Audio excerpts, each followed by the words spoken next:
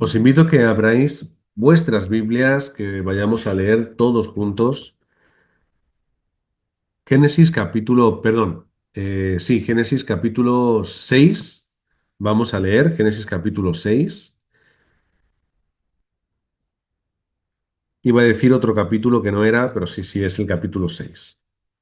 Y en este capítulo 6 vamos a encontrar una respuesta.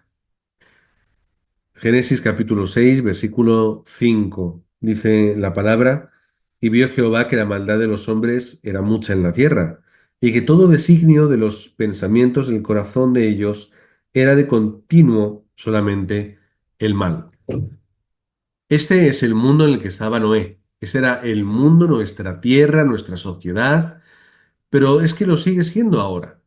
Cuando ocurrió todo esto, no cambió la realidad, no cambió la verdad espiritual y la corriente de este mundo, sino que ha continuado, perdón, de la misma forma hasta hoy. Hoy seguimos siendo nosotros, hombres en general, seguimos siendo nosotros igualmente pecadores. Sigue siendo el ser humano igualmente personas con ese corazón malo, con ese corazón corrompido, corrupto, con ese corazón que al final va a intentar y se va a esforzar por hacer el mal. Y a lo mejor ese mal no es lo que parece que es, pero es una realidad en nuestra vida. Es una realidad socialmente. Es el mal que está en el corazón de las personas por culpa de Génesis capítulo 3. Es decir, lo que ocurre en Génesis capítulo 6 es una consecuencia de Génesis capítulo 3. Y esto es lo que ocurre en el mundo. Génesis capítulo 6 es la misma sociedad que la que nosotros estamos ahora. Sin embargo, en medio de este problema, dice la palabra, un poquito más adelante, versículo 7: y dijo Jehová: raeré sobre la faz de la tierra los hombres que he creado, desde el hombre hasta la bestia, y hasta el reptil y las aves del cielo, pues me arrepiento de haberlos creado, de haberlos hecho. Pero el versículo 8 tiene otra respuesta. Pero Noé halló gracia ante los ojos de Jehová. Esta es la gracia que halló Noé. ¿Por qué? Dice la palabra que era un varón justo delante de los ojos de Dios. Que a pesar de ser una persona dentro del problema de Génesis 3, era una persona que tenía en su corazón estar con Dios y tener su relación con Dios y experimentar esta realidad. Que a pesar de ser una persona con esa misma tendencia al pecado, no era perfecta, pero sin embargo era una persona que veía a Dios, que era justa. Bueno, Noé, todos sabemos la historia, todos sabemos lo que ocurre a partir de ahora. ¿Cuál es la bendición que nosotros vamos a entender hoy? Es la bendición de Manuel. Es la bendición de Manuel. Que Dios está conmigo, no que yo esté junto a Dios. La bendición más grande de mi vida es que Dios ha venido a estar conmigo. ¿Quién soy yo para estar con Dios? No soy nadie. Ni siquiera el ser humano puede acercarse a Dios, por cuanto hay un abismo que es el pecado. Sin embargo, es Dios viniendo al ser humano. Esto es evangelio. La diferencia entre evangelio y religiones o el esfuerzo de los hombres, ¿cuál es? Que la decisión de acercarse, el poder para solucionar este problema, es de Dios y es Dios viniendo al ser humano. Esta es la verdadera respuesta que nosotros tenemos en nuestra vida. Por lo tanto, tenemos que disfrutarla. Dios está con nosotros y Dios en medio de este mundo tan complicado y tan complejo, en este mundo tan oscuro y tan negativo, Dios está con nosotros. Y que en medio de tanto pecado, en medio de tanta maldad, de tanto corazón roto y corrupto, Dios quiere estar con su creación. ¿Y sabes cómo lo hizo? Claro que lo sabéis, a través de Jesucristo. ¿Cómo Dios puede estar con su creación? ¿Cómo se puede solucionar el problema del enfrentamiento o la separación que había entre nosotros? Es a través de Jesucristo. La única forma en la que nosotros podemos hallar esta gracia. Romanos 3, del 23 al 26, nos dice que nosotros somos pecadores, pero sin embargo al mismo tiempo, gracias a Cristo, nos encontramos y somos vistos como justos a los ojos de Dios. Somos justos. Dios ya no nos pregunta por nuestros pecados y circunstancias. Dios ya nos muestra tal y como somos. Somos justos por la obra de Jesucristo. No porque mi corazón sea más bonito, o porque mis intenciones sean mejores, o porque mis obras sean más correctas. ¿Por qué? Porque Cristo ha solucionado mi pecado. Juan 19:30. Recordad siempre este versículo. Consumado es. Las últimas palabras de Jesús en la cruz, clavado con los brazos estirados, clavado literalmente, pies, brazos, con la corona de espinas, con el costado abierto por la lanza, azotado, insultado, etcétera, etcétera. ¿Cuál es la última palabra, el último testimonio de Cristo? La obra ya está hecha. Aquí es donde termina todo. ¿Termina el qué? La obra, el poder del pecado. Aquí es donde ya está. Aquí se ha acabado todo. Se ha solucionado en aquellos que entienden que Jesús es el Cristo.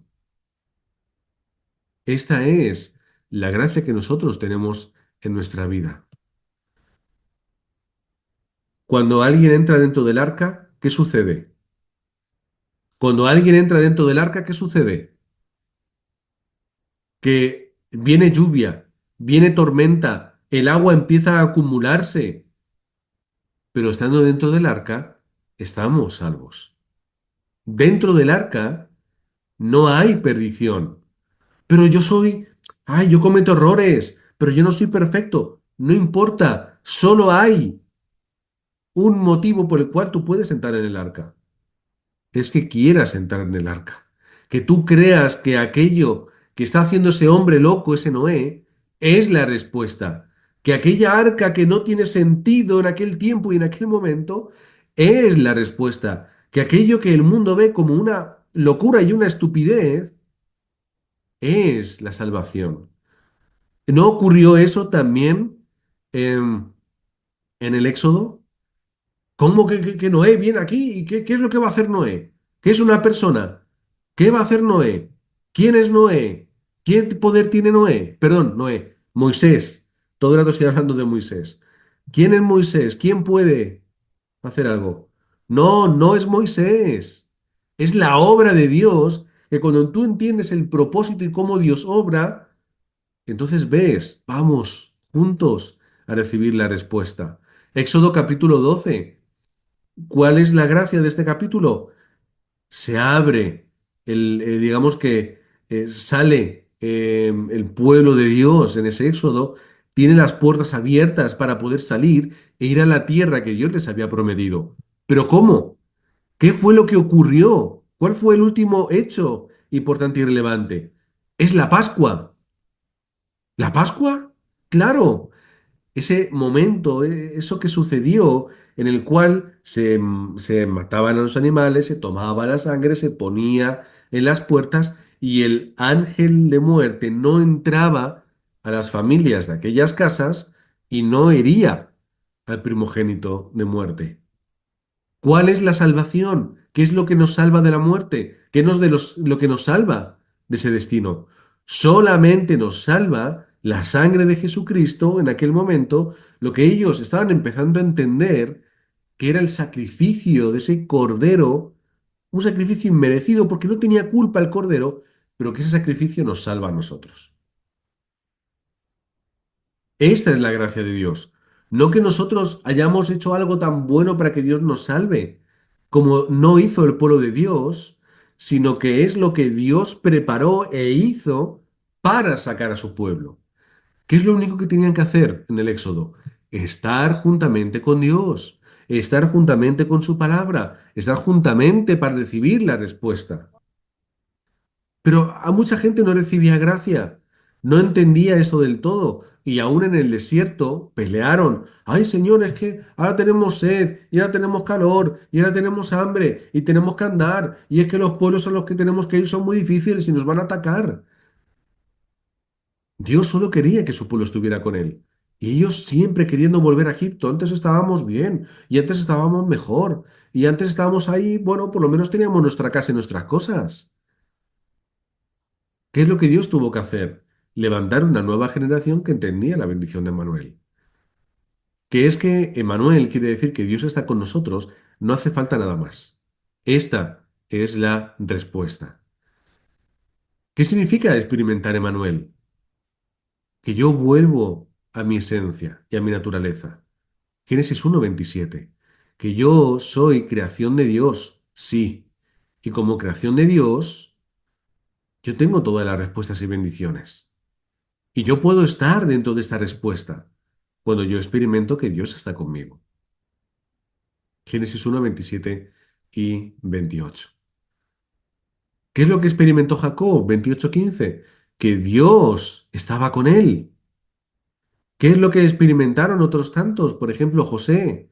¿Qué es lo que experimentó en Egipto? Que Dios estaba con él. ¿Qué es lo que experimentó Josué? Josué 1 del 1 al 9. Esfuérzate y sé valiente. Pero ¿cuál es la respuesta? Que yo estoy contigo y estaré contigo siempre. Solamente tienes que experimentar Emmanuel y seguir hacia adelante.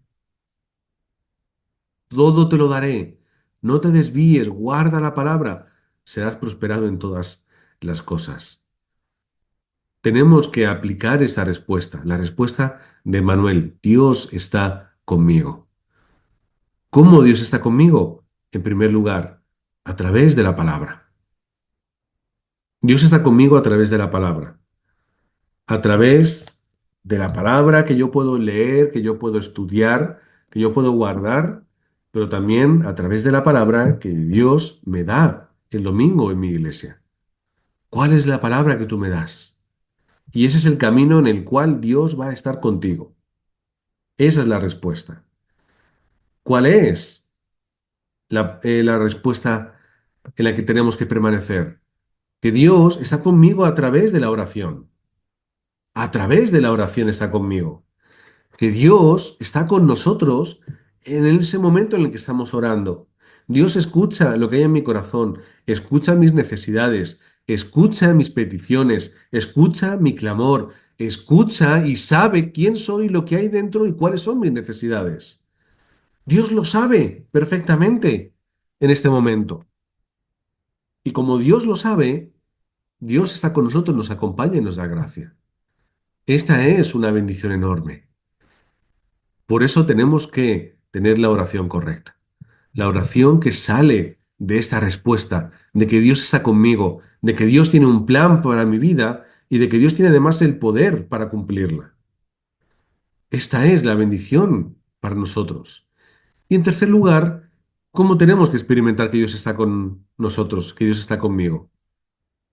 La bendición de Manuel también se experimenta en el campo de la evangelización.